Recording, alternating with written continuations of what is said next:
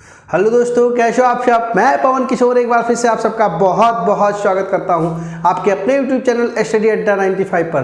दोस्तों, जो सीरीज चल रही है हिंदी की, और उस हिंदी को पूरा कंप्लीट कराएंगे। हमने बताया है कि इस वीडियो के माध्यम से आपको हिंदी पढ़ाएंगे नहीं, रटाएंगे।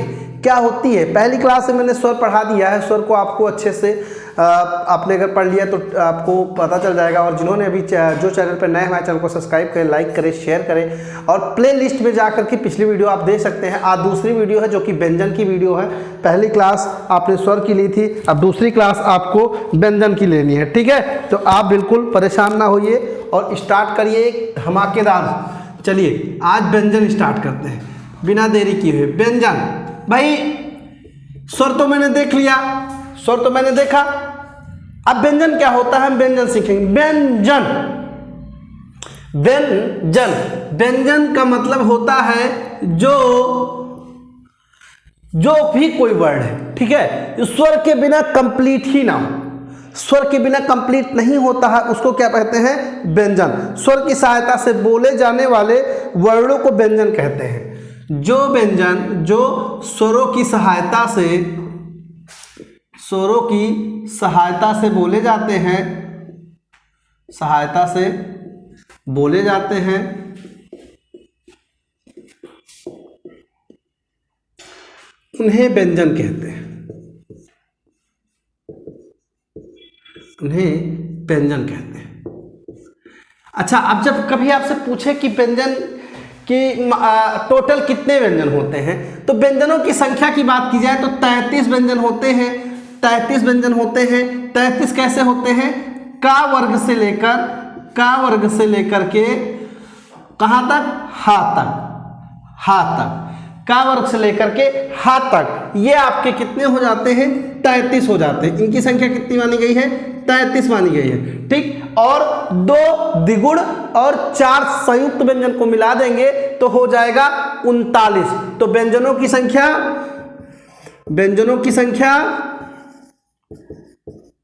39। ठीक है। अच्छा, व्यंजनों की संख्या 39।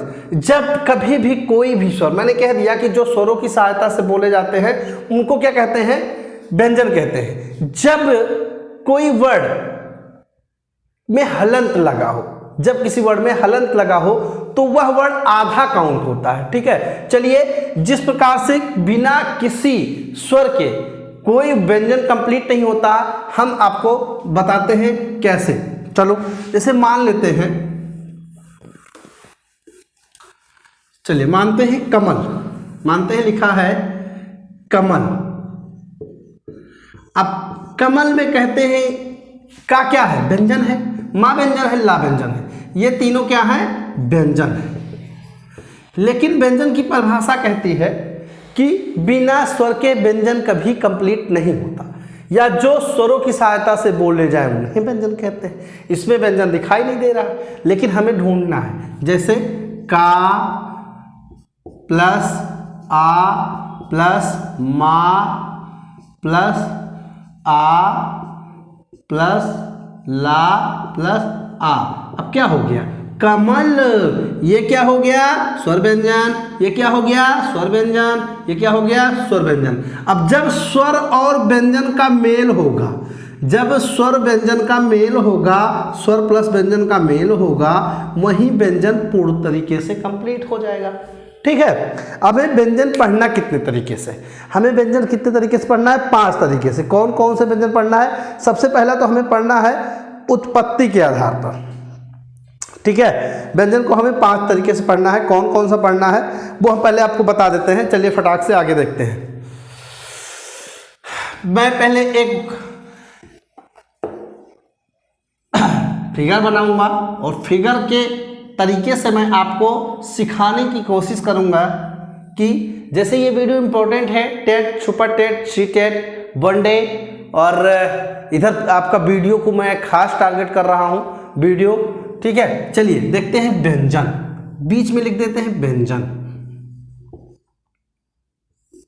संख्या कितनी मैंने बताई है, 39। कितनी बताई है, 39। ऐसे कर देते हैं।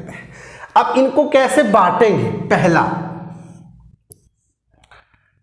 स्पर्श व्यंजन। स्पर्श व्यंजन, भाई स्पर्श व्यंजन क्या होते हैं? जो मुख के विभिन्न अवयवों को स्पर्श करते हुए प्रयोग में आते हैं उन्हें क्या कहते हैं? स्पर्श व्यंजन। ठीक है, इनको क्या कहते हैं? स्पर्श व्यंजन कहते हैं। ठीक, इनकी संख्या की बात की जाए तो का वर्ग से कौन से वर्ग तक? का, ख, ग, घ, सॉरी का, चा, टा, ता और पा। तो मतलब इनकी संख्या होती है पा वर्ग तक। टोटल 25। कितने? 25। दूसरा देखते हैं, अंतःस्थ। अंतःस्थ व्यंजन संख्या कितनी मानी गई है? 4। कौन कौन सी? या, रा, ला, वा।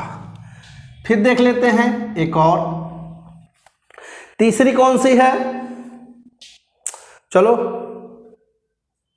हाँ चलिए तीसरी बताइए आप लोग। ऊष्म संघर्षी, संख्या 4। संख्या 4। अगली देखते हैं, ये हमारी पहली थी, दूसरी, तीसरी, चौथी। चौथी में कौन सी आती है? भाई ये 25 हो गया, 25 4 29, 4 33, मैंने 33। अच्छा, मूलतः व्यंजनों की संख्या कितनी होती? तो मूलतः व्यंजनों की संख्या 33 होती है। एक स्पर्श व्यंजन, एक अंतःस्थ, एक ऊष्म व्यंजन। अगला जो है हमारा वो कौन सा है? 4 संयुक्त व्यंजन। संयुक्त व्यंजन, संयुक्त व्यंजन की संख्या 4। संयुक्त का मतलब जो दो व्यंजनों से मिलकर बना हो, जो अलग अलग दो विजातीय व्यंजनों से मिलकर बना हो, उनको क्या बोलेंगे? संयुक्त। ये क्या होता है? द्विगुण व्यंजन। द्विगुण व्यंजन। ठीक, अब देख लेते हैं हम स्पर्श को। देख लिया मैंने, कितना है स्पर्श? 25। अंतःस्थ ले लेते हैं 4, ऊष्म व्यंजन ले लेते हैं 4, संयुक्त व्यंजन ले लेते हैं 4, द्विगुण व्यंजन ले लेते हैं 2। 25 4 29 4 33 4 37 तो 39। तो व्यंजनों की कुल संख्या कितनी? 39। ये आपको अच्छे से समझ में आ गया हो तो एक एक करके हम आगे बढ़े इसमें। ठीक है, इसमें आपको स्पर्श व्यंजन पढ़ना है, अंतःस्थ व्यंजन पढ़ना है, ऊष्म संघर्षी व्यंजन पढ़ना है, संयुक्त व्यंजन पढ़ना है और द्विगुण व्यंजन पढ़ना है। इसके अलावा भी इसमें 2 चीजें होती हैं, वायु और प्राण, जो कि एक अर्थ है वायु और एक अर्थ है प्राण। वायु का ही अर्थ प्राण है, तो प्राणत्व के आधार पर, मतलब कि हमारे मुख से कितने प्रकार की कितने कम और कितने ज्यादा प्रकार से प्राणत्व निकलते हैं। ठीक है, और एक होता है, इसको बोलेंगे अल्पप्राण, महाप्राण, और एक हम पढ़ेंगे अघोष और सघोष। ठीक, चलिए, तो आई होप कि आप लोग को ये सब चीजें समझ में आ गई होंगी। तो सबसे पहले हम स्पर्श व्यंजन स्टार्ट करते हैं, और स्पर्श व्यंजन के माध्यम से ही हम आपको बता देंगे कि स्पर्श व्यंजन में ही अघोष और सघोष वो हम पूरी तरीके से अच्छे से नोट डाउन करेंगे। चलिए मिटा दें।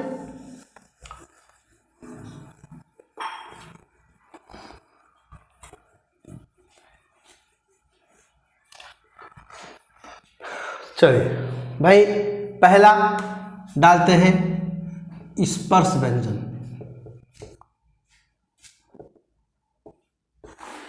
स्पर्श व्यंजन या इतिहास के आधार पर, इतिहास के आधार पर। ठीक है, व्यंजन मैंने इनकी संख्या कितनी बताई? 25। कितनी बताई? 25। मुख के विभिन्न अवयवों से निकले हुए, देखते हैं, मुख के विभिन्न अवयवों से निकले हुए वर्ड, निकले हुए वर्ड। ठीक, कैसे? अब इनको हमें याद भी करना है, इनको हमें याद भी करना है। कैसे याद करेंगे वो भी हम देख लेते हैं। पहले हम लिखते हैं का वर्ड, का, खा, गा, घा और अंगा। ठीक, चा, छा, जा, झा, इया, टा, ठा, डा, ढा, आड़ा, ता, था, दा, धा, ना, पा, फा, बा, भा, मा। ठीक है, पा, फा, बा, भा, मा, पा, फा, पा, फा, बा, भा, मा। ठीक, तो का, खा, गा, ये क्या हो गया? ये हो गया हमारा, आपको बढ़िया से अभी समझा देते हैं, आज के बाद इसमें समस्या आपको नहीं। इनको मैंने एक लाइन लिखी है, मुख के विभिन्न अवयवों से निकले हुए वर्ड, मतलब मुख के विभिन्न अवयवों से। तो मुख के विभिन्न अवयवों का मतलब हो गया कुछ वर्ड इसमें से कंठ से निकले, और बाकायदा अच्छे से एग्जाम में क्वेश्चन पूछे जाते हैं कि निम्नलिखित में से कौन से वर्ड कहाँ से निकले हैं। मान लो का, खा, गा कहाँ से निकला, अच्छा, तो ये हम अपने आधार पर उसको इस्तेमाल करेंगे, वर्डों को बोलते समय प्रैक्टिकल करेंगे, तब भी हम सीख जाएंगे। चलिए बढ़िया से ट्रिक लिख देते हैं आपको, के टी एम दा। तो ससुर जी शादी के दहेज में हमको केटीएम दे दीजिए। क्या दे दीजिए? केटीएम दे दीजिए। सब लोग आजकल केटीएम मांग रहे हैं, तो केटीएम से, के से क्या होता है? कंठ, टी से तालब्य, एम से मूर्धन्य, और दा से दंतोष्ठ, और आ से ओष्ठ। ठीक, समझ गए कि नहीं? मतलब ससुर जी केटीएम दे दीजिए, तो के से होता है कंठ, मतलब का, खा, गा, घा, अंगा। ये सब क्या है? ये सब कंठ से उच्चारित होने वाले वर्ड हैं, ये सब कंठ से उच्चारित होने वाले व्यंजन हैं।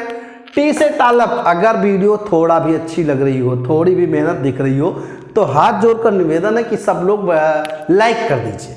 लाइक करते हैं तो थोड़ा सा मोटिवेशन मिलता है कि कहीं ना कहीं जो हमारे द्वारा बनाया गया वीडियो आपके काम का है। ठीक, टी से तालब। तालब मतलब क्या हुआ? चा। देखो, के से कंठ, कंठ का, खा, गा, घा। जब हमने कहा का, ख, ग, घ, अंगा, तो क्या हुआ? इसमें सारा का सारा बल फोर्स जो है हमारे कंठ पे पड़ा। दूसरी चीज तालब। तालब में हमने क्या रखा है? चा वर्ग, चा, छा, जा, झा, इया। बोलिए, चा।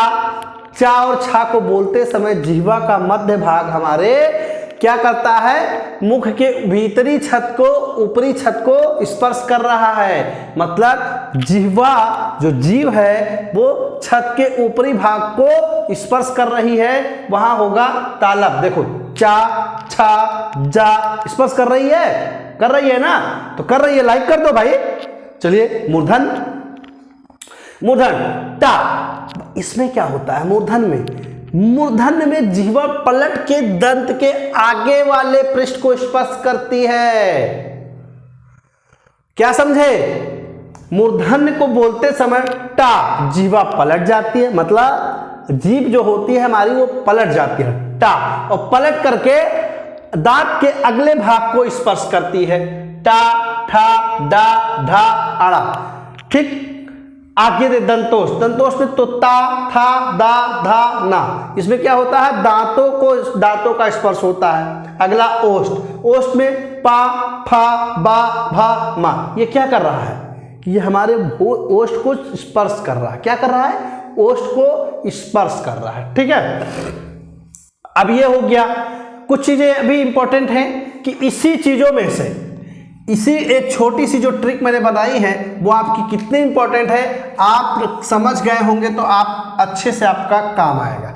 2-3 चीजें मैं ऊपर की चीजों को मिटा देता हूँ, यही चीजों को मैं थोड़ा सा बढ़ा लेता हूँ। ठीक, अब मैं आपको इसी चीजों से आगे लेकर चलूंगा। कैसे ले चलूंगा? अब एक चीज ये देखो, ये 5 वर्ड, ये 5 वर्ग को हम पंचाक्षर बोलते हैं। क्या बोलेंगे? पंचाक्षर। ये पंचाक्षर हो गए। पंचाक्षर में का वर्ग, चा वर्ग, टा वर्ग, ता वर्ग और पा वर्ग आता है। ठीक, अब पंचमा अक्षर, जो लोग ऑफलाइन क्लास में नहीं समझ पाए थे, चाहे वो सुपर टेट की क्लास हो और चाहे वो यूपीपी की क्लास हो, चाहे वो टेट की क्लास थी, जिन्होंने नहीं समझा था, पंच अक्षर और पंचमा अक्षर में अंतर ये होता है, पंच अक्षर मतलब 5 अक्षर और पंचमा अक्षर मतलब 5वां अक्षर, ये चीज। ठीक, पंचमा अक्षर कौन सा है? ये क्या है? पंचमा अक्षर। अच्छा, पंचमा अक्षर के साथ साथ ये क्या है? नासिक है। क्या है? नासिक व्यंजन है। कैसे है नासिक व्यंजन? क्योंकि इसको बोलते समय अंगा, इया, ड़ा, ना, मा, नाक के साथ हवा जो है, वायु जो है, नाक के साथ मुख के साथ निकलती, नाक और मुख के साथ निकलती है, इसलिए ये क्या है? नासिक व्यंजन है। ठीक है, आई होप कि आप लोग को इतना समझ में आ गया होगा। आगे बढ़ते हैं।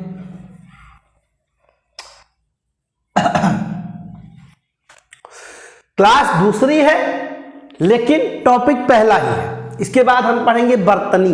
क्या पढ़ेंगे? बर्तनी। चलिए, हाँ, अब 2-3 चीज पढ़ना है हमको। एक जो बहुत इंपॉर्टेंट है वो पढ़ना है, एक इंपॉर्टेंट ना होते हुए है उसको भी पढ़ना है। वायु की मात्रा के आधार पर और ध्वनि के आधार पर 2 चीज पढ़ना है। अगर वर्गीकरण की बात करेगा, जब कभी वर्गीकरण की बात करेगा कि वर्णमाला कितने प्रकार पर? 2 प्रकार, एक वायु के आधार पर, एक वायु के आधार पर, एक वायु के आधार पर और दूसरा एक वायु के आधार पर और दूसरा ध्वनि के आधार पर।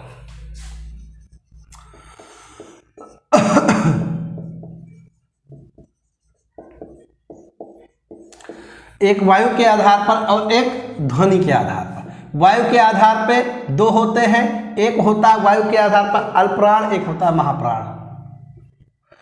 अल्प प्राण, दूसरा महाप्राण। अल्प प्राण और महाप्राण। ध्वनि के आधार पर होता है अघोष, अघोष और सघोष। अघोष और सघोष, बस।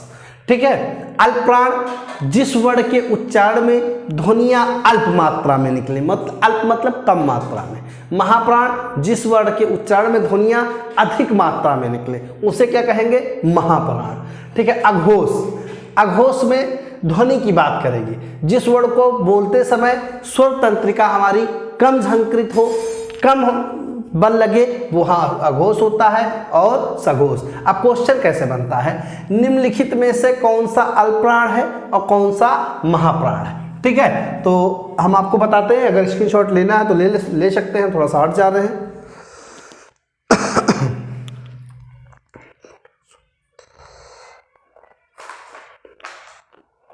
ठीक है, चलिए अब मिटा देते हैं इसको। इतनी चीज मिटाएंगे बस। अब पहले अल्प प्राण। अल्प प्राण मतलब जिसमें कम मात्रा। अब ये बोलो अल्प प्राण, का, खा, ख, ग, घ। मतलब का बोले तो वायु ज्यादा लगती है, क्या? वायु कम लगती है, तो यहां क्या होगा? यहां होगा अल्प प्राण। क्या होगा? अल्प प्राण। क, ख, खा में महाप्राण। यहाँ अल्पप्राण और यहाँ महाप्राण, यहाँ अल्पप्राण। तो अल्पप्राण का अगर कोड की बात करें तो अल्पप्राण का कोड है 135। मतलब का वर्ग के या च वर्ग या ट वर्ग या ता वर्ग या पा वर्ग निम्नलिखित वर्गों में से वर्ग का पहला, तीसरा और पांचवा अक्षर क्या होगा? अल्पप्राण। ठीक है, और पहला, तीसरा और पांचवा अल्पप्राण, दूसरा और चौथा महाप्राण।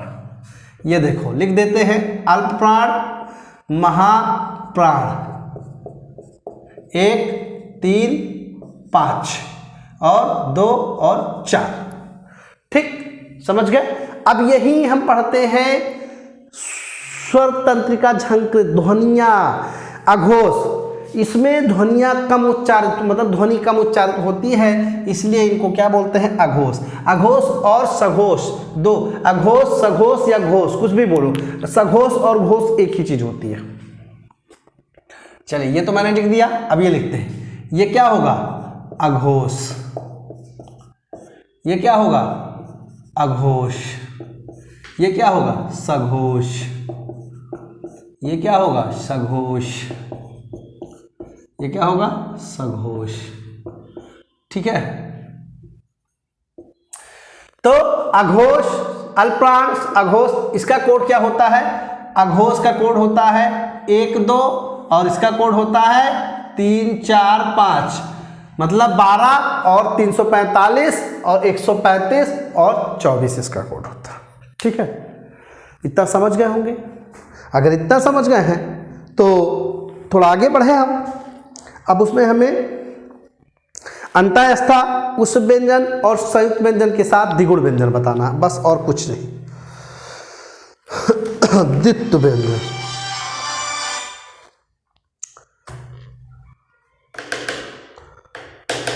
द्वित्व व्यंजन।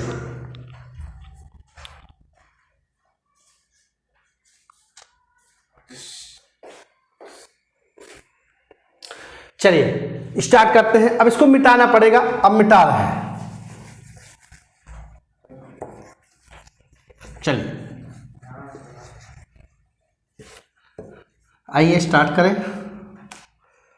भाई स्मार्ट बोर्ड तो है नहीं कि फटाक से उंगलियां सरकाई और पढ़ाना आगे बढ़ गए, थोड़ी सी मेहनत करनी पड़ रही है। आप लोग का प्यार दुलार बना रहा तो बहुत जल्द वो भी दिन आएगा।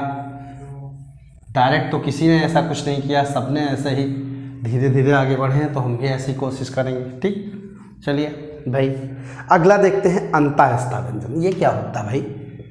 अंतःस्था व्यंजन। अंतःस्था व्यंजन कितने होते हैं? 4।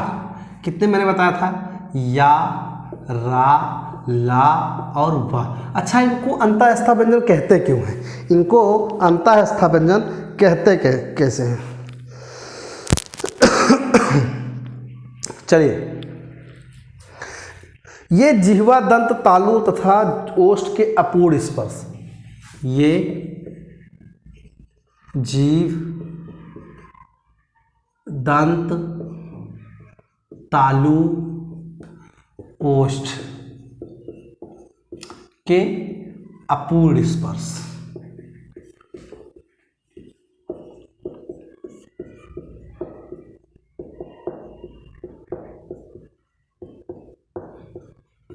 ठीक है, या, रा, ला, वा, मतलब ये चारों एक ऐसे व्यंजन हैं जो मुख के विभिन्न अवयवों के अपूर्ण स्पर्श से बोले जाते हैं, इसलिए इनको क्या बोलते हैं? अंतःस्था व्यंजन। ठीक है, अगला देखते हैं अंतःस्था व्यंजन के बाद ऊष्म व्यंजन। ऊष्म व्यंजन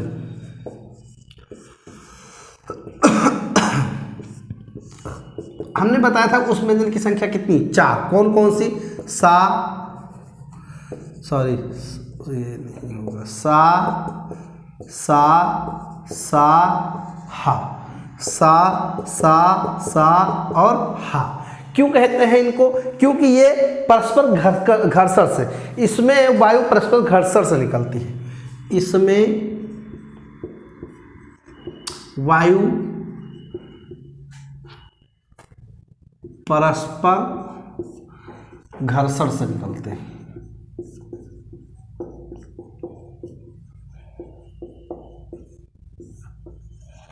इसमें वायु परस्पर घर्षण से निकलती है, इसलिए इनको क्या कहते हैं। ठीक है,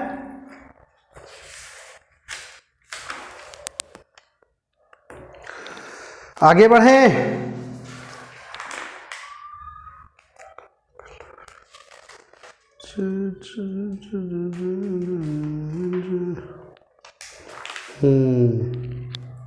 चलिए आगे बढ़ते हैं। ऊष्म हो गया, अंतःस्था व्यंजन हो गया। अगला हमें देखते हैं संयुक्ताक्षर। इसको मिटा देते हैं। संयुक्त व्यंजन। अच्छा, एक चीज़ और आपको ध्यान रखना होगा कि जो इसमें से हमने लिखा है ये क्या है। संयुक्त में से बताइए आप लोग, संयुक्त में से क्या है ये।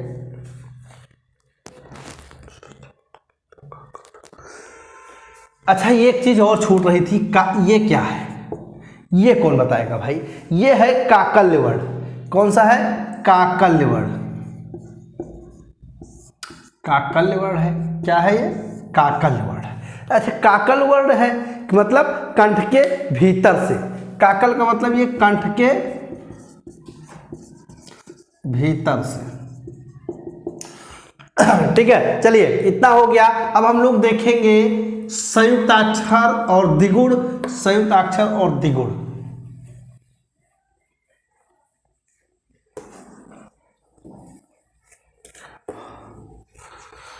चलिए, संयुक्ताक्षर समझिएगा। संयुक्त व्यंजन मैंने संख्या क्या क्या बताई थी। चलिए, छत,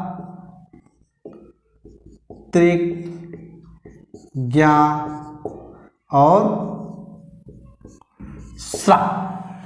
संयुक्त क्या होता है?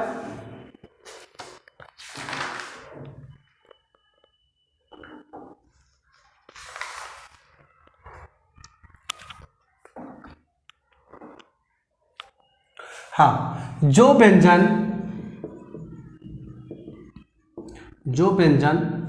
दो व्यंजनों से मिलकर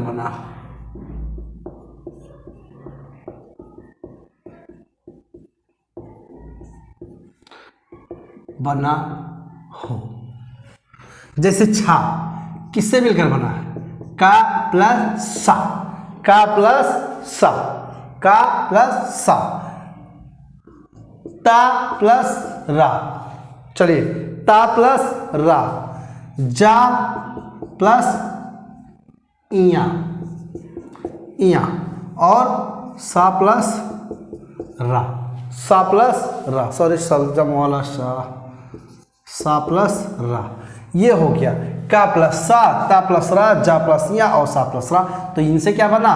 क्षत्रिय बना। छ से क्षत्रिय, ता से त्रिशूल और ज्ञा से ज्ञानी, सा से श्रामिक। ठीक है, तो ये इंपॉर्टेंट था, मैंने इसको आपको बताया। चलिए, अब इसमें आगे कुछ खास है नहीं। एक द्विगुणी था, द्विगुणी व्यंजन था एक, उसको हम लोग उत्क्षिप्त व्यंजन कहते हैं। उसको हम लोग उत्क्षिप्त व्यंजन, जिसके उच्चारण में जीभ पहले ऊपर उठकर मूर्धा को स्पन्न करे।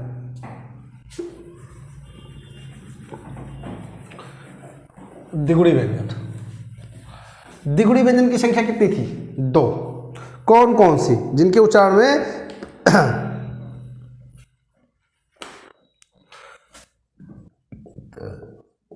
द्विगुण या उत्क्षिप्त।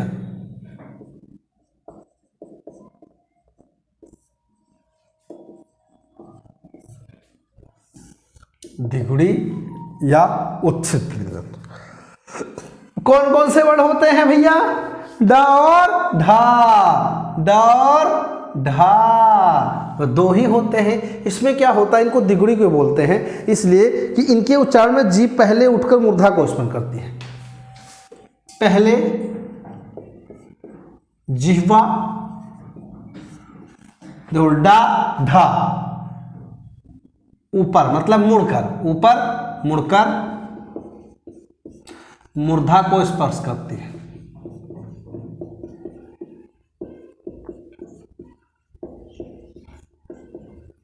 ठीक, तो ये था हमारा व्यंजन का वीडियो। अब व्यंजन की वीडियो में हमारा आपको छूट नहीं रहा है, इसमें हमें अब कुछ और नहीं देखना है, सारी चीज़ें हो गई हैं। अच्छा, लुंठित व्यंजन क्या होता है? भाई कोई कह रहा है कि लुंठित क्या होता है, पार्श्विक क्या होता है। मैं लुंठित और पार्श्विक बताता हूँ। लुंठित व्यंजन, लुंठित व्यंजन एक हो गया, और पार्श्विक व्यंजन। लुंठित व्यंजन और पार्श्विक। लुंठित व्यंजन में क्या होता है, इनको जो रा होता है, रा को लुंठित बोला जाता है। इसमें क्या होता है, वायु जो होती है, मतलब वायु जो होती है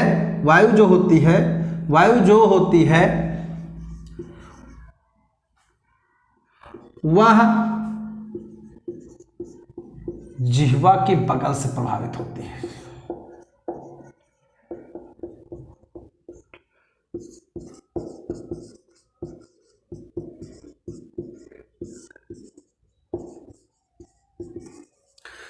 वायु जो होती है जिह्वा के बगल से।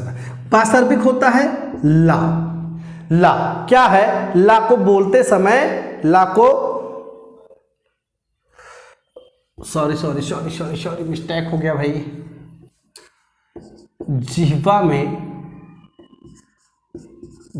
में गतिशीलता आती है।